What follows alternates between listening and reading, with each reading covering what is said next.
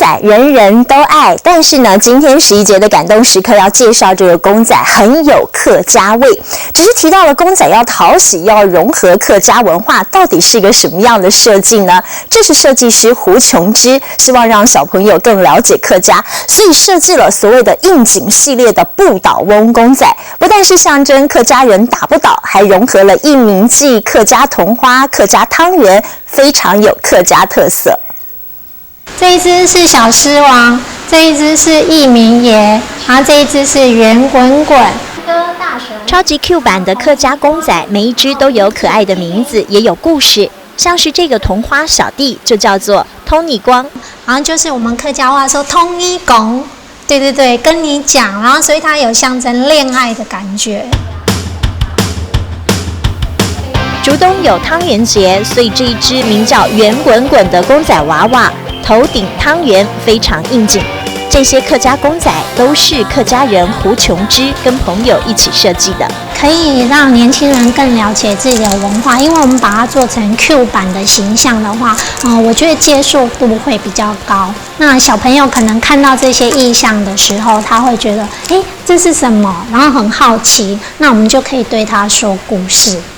学视觉设计的他，一直想要替客家设计与众不同的 Q 版公仔，让大家能更认识客家。而这些公仔特别设计成不倒翁，就是为了象征客家的应景精神。然后我们把它做成就是不倒翁，就是半圆形嘛，然后就是要象征说，打不倒，怎么都打不倒。对，客家人就是有这样子的精神。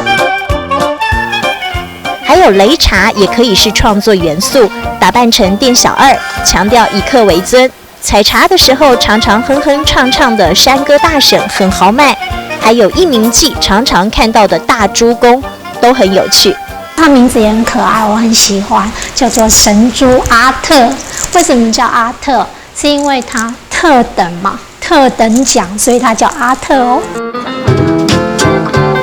有趣又能融入客家文化的公仔大受好评，他们的作品还受邀在百样童玩主题展中展览。你喜欢什么玩？拉着。那你那个还很高啊，你可以走多远？你可以走很远吗？不知道。小朋友很感兴趣，因为除了有趣的客家公仔，他还设计了童玩系列，为了宣扬在地观光，也有客家景点，让客家形象趣味无穷。那因为我们这边就是非常靠近内湾线，然后我们这一个站又是荣华站，所以我们又特别来设计了一个跟荣华站有关的系列。把客家意象转换成 Q 版公仔，胡琼之用巧手让客家很有趣。